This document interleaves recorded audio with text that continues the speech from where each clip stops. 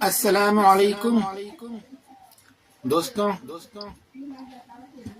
ایک بار پھر آپ کے سامنے حاضر ہوا ہوں اسی پروگرام سلسلہ گفتگو کے ساتھ۔ انشاءاللہ یہ گفتگو ایسے ہی چلتی رہے گی، بس کچھ پریشانی کی وجہ سے ناغہ ہو گیا ہے مگر بند نہیں ہوا ہے۔ تو جو حضرات بھی ویڈیو دیکھ رہے ہوں تو ویڈیو پہ ایک لائک اور شیئر کرنا نہ بھولیں۔ تو چلیے ویڈیو شروع کرتے ہیں کہ نبی کریم صلی اللہ علیہ وسلم سے مروی ہے، آپ نے ارشاد فرمایا، جبرائیل علیہ السلام نے مجھ کو بتایا کہ اللہ اپنے مہربان بندوں پر مہربانی فرماتا ہے، زمین والوں پر مہربانی کرو تو آسمان والا تم پر مہربان ہوگا۔ اے اللہ کی رحمت کے امیدواروں، رحمت تو تمہیں مل گئی، اب اس کی قیمت ادا کرو گے۔ اس کی قیمت کیا ہے؟ مخلوق پر مہربانی اور شفقت کرنا اور ان کے ساتھ نیک نیتی رکھنا۔ تم بغیر کچھ دیے کچھ لینا چاہتے ہو، تمہارے ہاتھ کچھ نہ لگے گا، قیمت لاؤ سامان لے جاؤ۔ افسوس تم اللہ کی معرفت کا دعویٰ تو کرتے ہو لیکن اس بات سے بے خبر ہو کہ اللہ تعالیٰ کا ارشاد ہے، گھروں میں دروازے سے آؤ، سچے عمل کے پابند شیوخ حق تعالیٰ کے دروازے اور اس کے قریب کے رستے ہیں۔ وہ انبیاء و مرسلین کے وارث ہیں اور ان کے نائب ہیں۔ وہ حق تعالیٰ کے مفرد بندے ہیں اور اس کے داعی، وہ اس کے اور مخلوق کے درمیان سفیر ہیں۔ وہ دین کے ڈاکٹر اور حق کے استاذ ہیں۔ ان کی باتیں مانو اور ان کی خدمت کرو، اپنے جاہل نفس کو ان کی امروں کے حوالے کر دو۔ روزی اللہ کے ہاتھ میں ہے، بدن کی روزی، دل کی روزی، تنہائی کی روزی اسی سے مانگو، کسی اور سے نہیں۔ بدن کی روزی کھانا پینا ہے، دل کی روزی توحید ہے، تنہائی کی روزی ذکر خفی ہے۔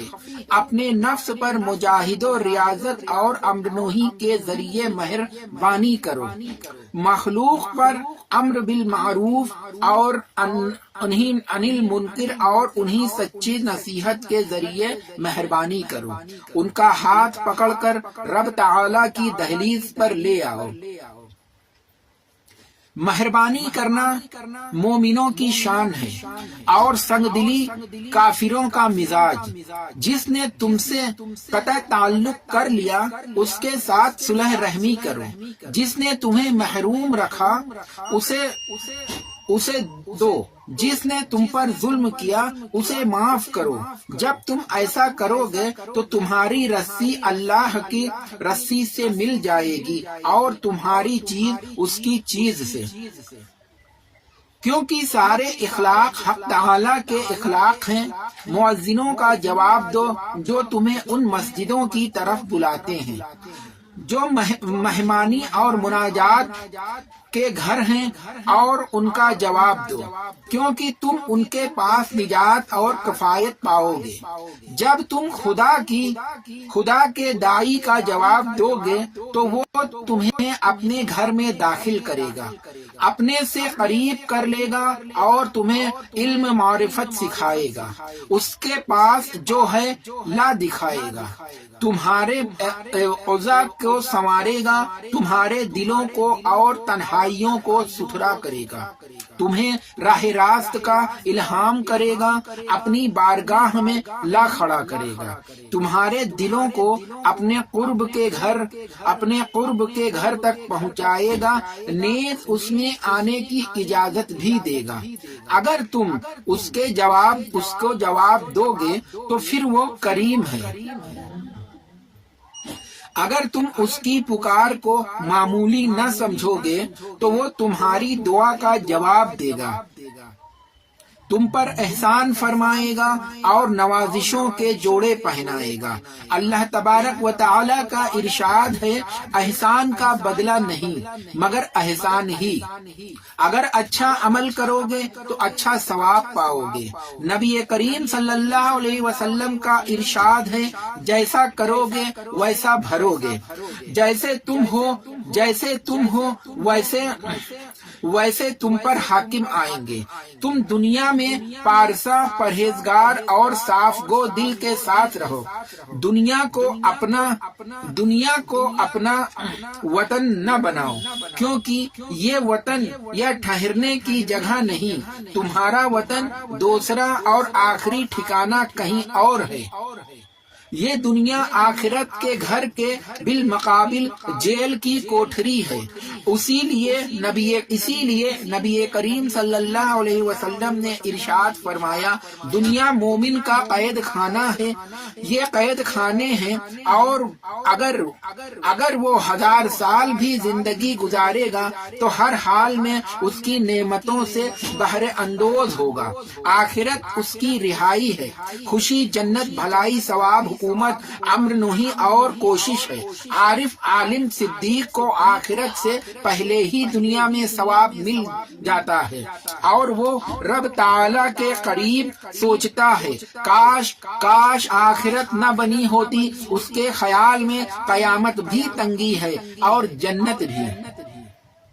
وہ سمجھتا ہے کہ قیامت میں اس کا راز فاش ہونا ہے، کیونکہ اس دن دل کے چھپے راز کو چہرے دے دیے جائیں گے۔ وہ جانتا ہے کہ جب قبر سے اٹھے گا تو زیور اور جوڑے پہنے ہوئے ہوگا، یعنی اٹھیں گے تو برہنہ، مگر قیامت کے میدان میں آتے آتے زیور اور جوڑے پہنا دیے جائیں گے۔ سوار فرشتوں کی ایک جماعت اور غلمان اس کے استقبال کریں گے، حالانکہ اس کا دل ان جیسی چیزوں سے بیزار ہوگا۔ اسے بھیڑ بھاڑ ناپسند ہوگی، کیونکہ وہ دیدار الہی کو کافی سمجھے گا۔ اسے منعم سے محبت کرے گا اور نہ کہ نعمت سے۔ وہ بادشاہ اللہ کے ساتھ اللہ کے دربار میں تنہائی کے دروازے سے آنا پسند کرے گا، نہ کہ سواروں کی بھیڑ کے ساتھ۔ جنت کا پروانہ اسے ناپسند ہوگا، کیونکہ آسائش جنت اسے متاثر کر سکتی ہے۔ اس اللہ سے محبت کرنا ماں سوا اسے ناپسند کرنا ہوگا، کیونکہ آسائش جنت اسے متاثر کر سکتی ہے۔ متاثر کیا جائے، نہ ہی رب تعالی سے دور رکھا جائے اور نہ غیر میں مشغول کیا جائے۔ افسوس کی بات ہے کہ اس کے لیے آگ اور شعلے ہیں جو آخرت سے پہلے اللہ تعالیٰ کو نہیں پہچانتا، اس کے قریب اس کے قرب کی خوشبو نہیں سونگھتا، اس کے فضل کا کھانا نہیں کھاتا اور اس کے انس کی شراب نہیں پیتا۔ میں تمہیں کتنی دیر سے پکار رہا ہوں، اے منافقوں، اور تم ہو کہ سنتے نہیں، سن بھی لو تو بہرے بننے لگتے ہو اور کچھ جواب نہیں دیتے۔ تم کتنی دور ہو اور تمہیں دور دراز جگہ سے پکارا جا رہا ہے۔ تمہاری آوازیں زمین کی رہائش گاہ سے آ رہی ہے، نہ کہ قرب کے قلعے سے اور نہ احسان کے ساحل سے، یعنی تم خدا سے بہت دور ہو، اس کے قریب نہیں۔ تمہاری ساری توجہ پیٹ، شرمگاہ، جسم اور پوری دنیا پر ہے۔ یہ سب گھٹیا حرکت ہے۔ بھوک تو زمین میں اللہ تعالیٰ کا کھانا کھانے کی ہے، جس نے کھانے سے صدیقین شکم سیر ہوتے ہیں۔ اے محتاجی سے ڈرنے والو، محتاجی سے ڈرنا ہی اصل میں محتاجی ہے، اور مالداری تو اللہ تعالیٰ کو پا کر ماسوا سے بے نیاز ہو جانا ہے۔ روپے پیسے کی مالداری نہیں۔ اے نوجوان، اپنے نفس پر قیامت قائم کرو اور اپنی فکر کے پاؤں سے جنت اور جہنم میں آؤ، اور ان میں جو کچھ ہے اپنے ایمان و یقین کی آنکھوں سے دیکھو۔ مومن ہمیشہ عمل میں لگا رہتا ہے، یہاں تک کہ اس کی فکر و نظر صحیح ہو جاتی ہے، تب اس کے نفس پر قیامت ہوتی ہے۔ گویا وہ اپنے رب تعالی کے حضور حاضر ہے، اپنا نامہ اعمال پڑھتا ہے جس میں نیکی اور بدی لکھی ہوتی ہے۔ اسے خیال ہوتا ہے کہ بدی نیکی پر غالب آ چکی ہے، جس کی وجہ سے جہنم میں ڈالا جائے گا۔ گویا پلسرات سے گزر رہا ہے تو ڈر اور امید، گرنے اور پار اترنے کی کشمکش میں گزر رہا ہے۔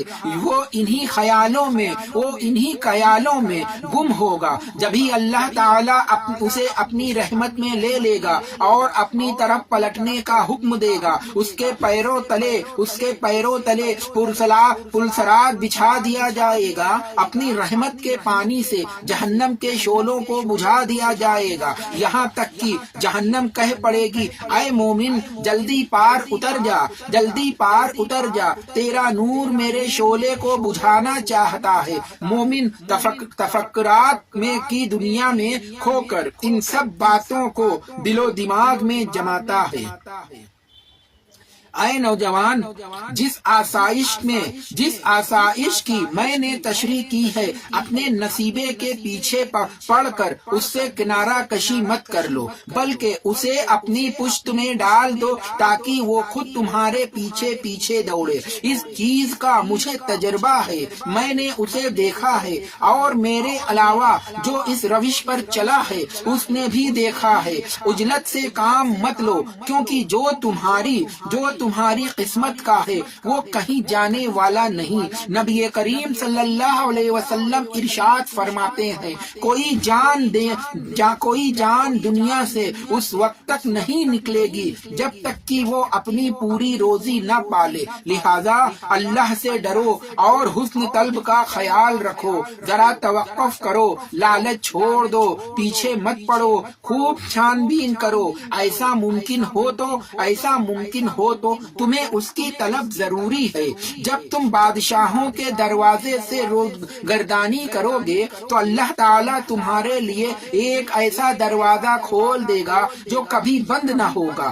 وہ تنہائی کا دروازہ ہے، وہ باطن کا دروازہ ہے، وہ دروازہ تمہارے زور، تمہاری قوت اور تمہارے گمان کے بغیر ہی کھلے گا۔ مومن اپنے نفس، اپنی خواہش اور اپنی طبیعت کے گھر سے رب کی دہلیز کا ارادہ لے کر نکلتا ہے، ابھی وہ کچھ دور ہی گیا ہوتا ہے کہ اس کی راہ میں نفس، اس کے مال اور اہل و عیال کی آفتوں کا روڑا پڑ جاتا ہے تو وہ حیران و پریشان ہو کر رک جاتا ہے۔ پھر وہ اپنے گناہوں کو اور شرع الہی کی حدوں کو توڑنے کی بے ادبی کو یاد کر کے ان سب سے توبہ کرتا ہے اور چوں چرا کی زبان بند رکھتا ہے، ظاہر و باطن میں چیخو پکار مچانے اور رب تعالیٰ سے جھگڑے کی بولی بولنے سے گونگا بن جاتا ہے۔ وہ سب کچھ تسلیم کرتا ہے، وہ سب کچھ تسلیم کر کے خود کو خدا کے حوالے کر کے پڑا رہتا ہے۔ آگے پڑے ہوئے روڑے کو نہ وہ اپنی کوشش و محنت کے ہاتھ سے دور کرتا ہے اور نہ اسے دور کرنے میں رب تعالیٰ کے سوا کسی اور سے مدد لیتا ہے، ملامت کرنے لگتا ہے۔ یہ سب اس کا مشغلہ ہو جاتا ہے۔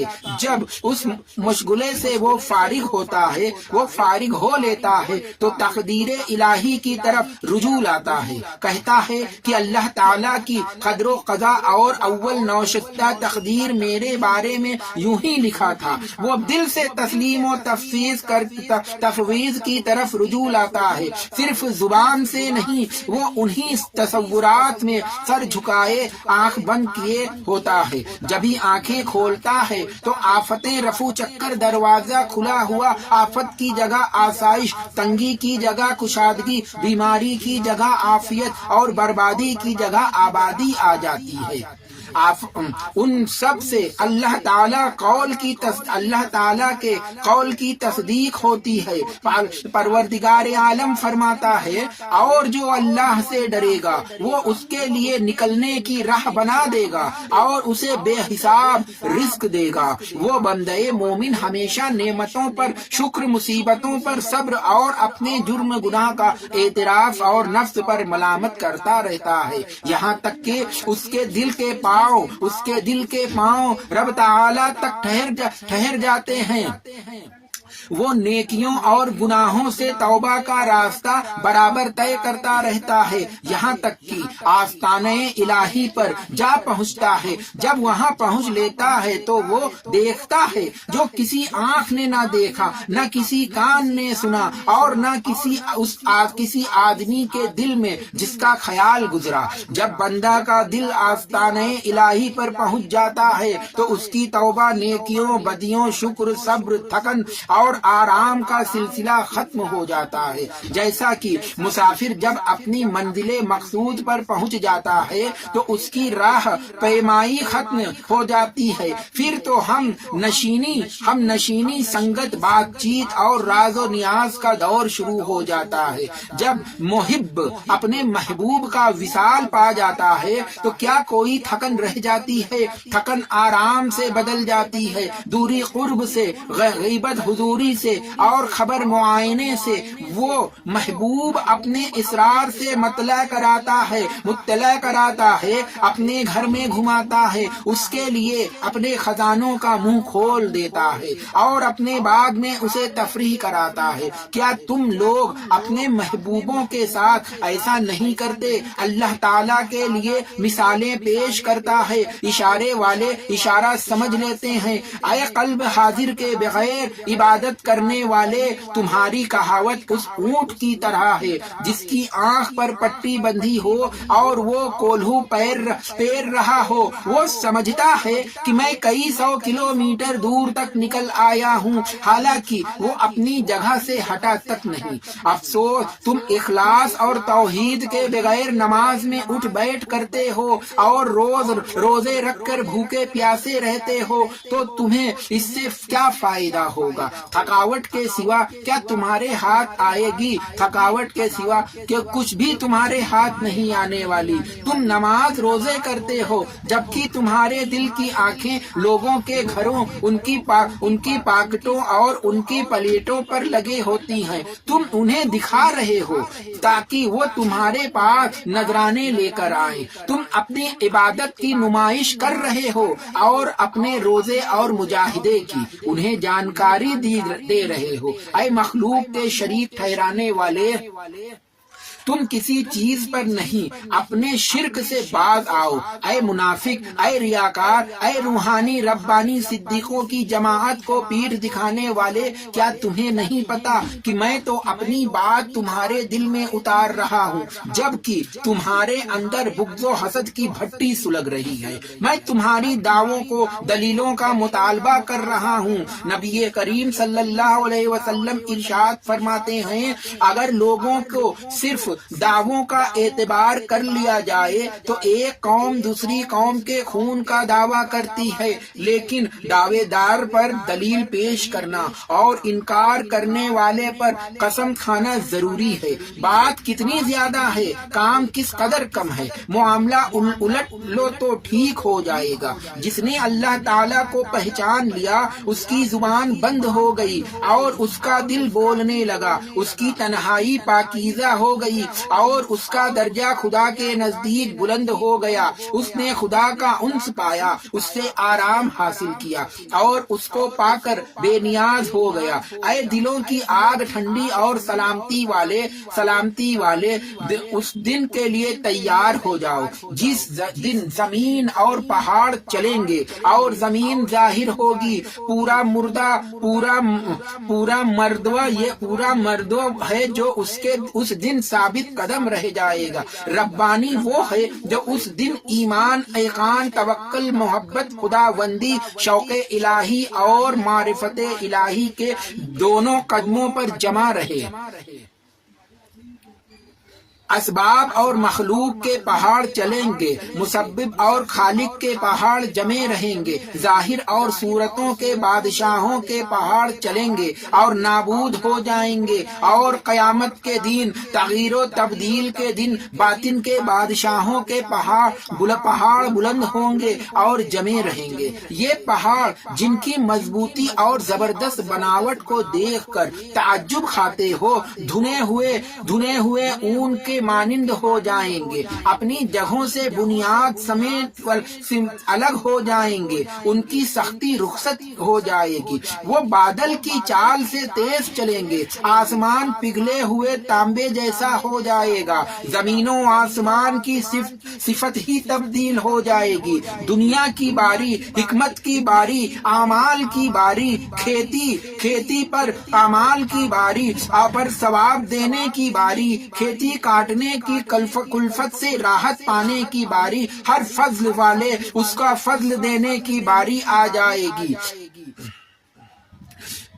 اللہ کے رسول صلی اللہ علیہ وسلم سے مروی ہے، آپ نے ارشاد فرمایا، اے لوگوں کے ساتھ اچھے اخلاق سے پیش آؤ، اچھے اخلاق سے پیش آؤ، کیونکہ اگر تم مر جاؤ گے تو تم لوگ تم پر ترس کھائیں گے، اور اگر جیتے رہو تو تمہاری ملاقات کے مشتاق رہیں گے۔ اس وصیت کو سنو، اسے اپنے دل کی آنکھوں میں بسا لو، اسے فراموش مت کرو۔ اللہ کے مقدس رسول صلی اللہ علیہ وسلم نے تمہیں تھوڑا سا عمل بتایا جس کا ثواب زیادہ ہے۔ سب سے بہتر حسن اخلاق کیا ہے؟ جو حسن اخلاق برتنے والے دوسروں کے لیے راحت کا سامان ہو۔ کون سی بد اخلاقی سب سے زیادہ بری ہے؟ جو بد اخلاقی کرنے والے کے لیے تھکن اور دوسرے کی اذیت کا باعث ہو۔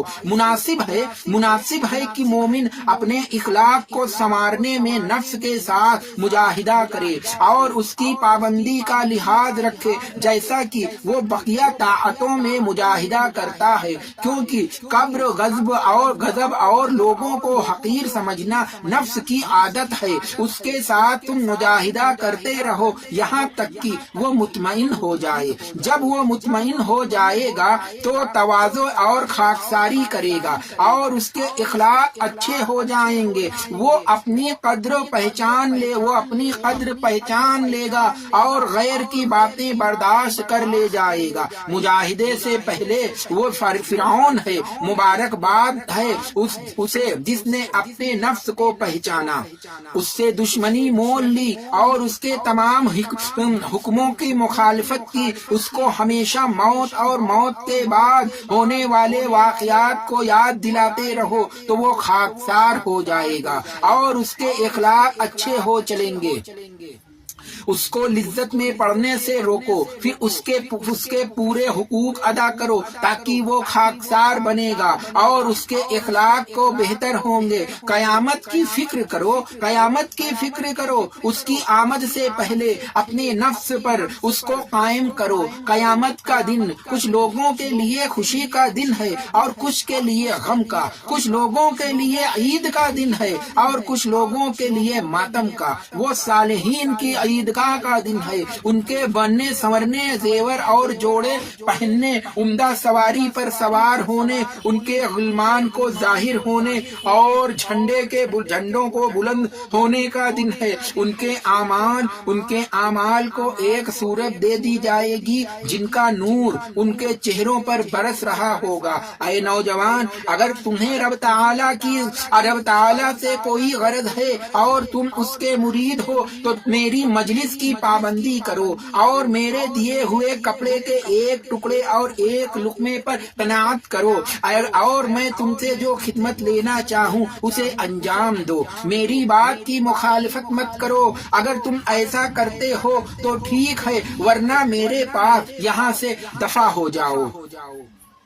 نفس و خواہش، طبیعت اور مخلوق کا خیال رکھ کر اس راستے کو طے نہیں کیا جا سکتا۔ میں نے تمہارے لیے حال آشکار کر دیا، اگر چاہو قبول کرو، ورنہ تم خود بخود واقف ہو۔ اگر قبول کرو گے تو مجھے اللہ تعالیٰ کے یہاں سے تمہارے لیے خیر کثیر کی امید ہے، بھلائی کے علاوہ کچھ نہ دیکھو گے۔ میں لڑکپن میں سنسان جگہوں پر تن تنہا ہوتا تھا تو بعض دفعہ ایک آواز سنا کرتا، مگر کسی شخص کو نہ دیکھتا کہ اے مبارک تو خیر پر ہے اور عنقریب تو خیر دیکھے گا، تو میں کھڑا ہو کر اعتراف کا چکر لگاتا، مگر پتہ نہ چل پاتا کہ وہ آواز کہاں سے آیا کرتی ہے۔ بحمدللہ میں نے اپنی تمام حالتوں میں خیر و برکت دیکھی۔ کچھ اللہ والے نے بندے ایسے بھی ہیں کہ اگر وہ کسی چیز کو کہتے ہیں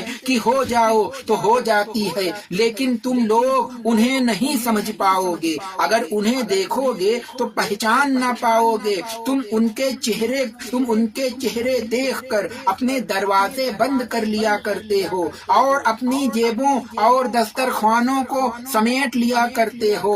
افسوس اگر تم لوگ فقیروں کے چہرے دیکھ کر اپنے دروازے بند کر لو گے تو اللہ تعالیٰ تم پر بندش لگا دے گا، اور اگر تم ان کے چہرے دیکھ کر دروازے کھلے رکھو گے تو اللہ تعالیٰ تمہیں کشادگی دے گا۔ اگر تم مخلوق کو دکھانے کے لیے خرچ کرو گے تو اللہ تعالیٰ تم پر تنگی ڈال دے گا۔ خرچ کرو اور بخل سے کام نہ لو۔ اللہ تعالیٰ کا ارشاد ہے، شیطان تمہیں تنگی سے ڈراتا ہے اور تم کو فحش کاریوں کا حکم دیتا ہے۔ اللہ تعالیٰ کا وعدہ ہے کہ خرچ کرنے پر اسے بعد کے لیے باقی رکھا جائے۔ دوستوں، اس گفتگو میں بس آواز میری ہے، اور یہ جو بھی اتنی عمدہ اور اچھی باتیں ہیں، یہ ساری کی ساری باتوں کے مالک حضور سیدنا شیخ عبدالقادر غوث جیلانی رضی اللہ عنہ کے ہیں۔ اور اب آج کا ویڈیو میں یہیں روکتا ہوں۔ انشاءاللہ کل میں پھر آپ کے سامنے حاضر ہوں گا، اور پھر ایک بار گزارش کروں گا جو لوگ بھی ویڈیو دیکھ رہے ہوں ویڈیو کو لائک کریں اور شیئر کریں، اور کچھ بھی آپ کو اچھا یا برا لگا ہو تو کمنٹ باکس میں ہمیں کمنٹ کر سکتے ہیں۔ انشاءاللہ میں کوشش کروں گا آپ کے سوالوں کا جواب دے سکوں، اور اگر کوئی غلطی ہوئی تو اس کی معافی مانگ سکوں۔ انشاءاللہ کل پھر ملاقات ہوگی، تب تک کے لیے خدا حافظ۔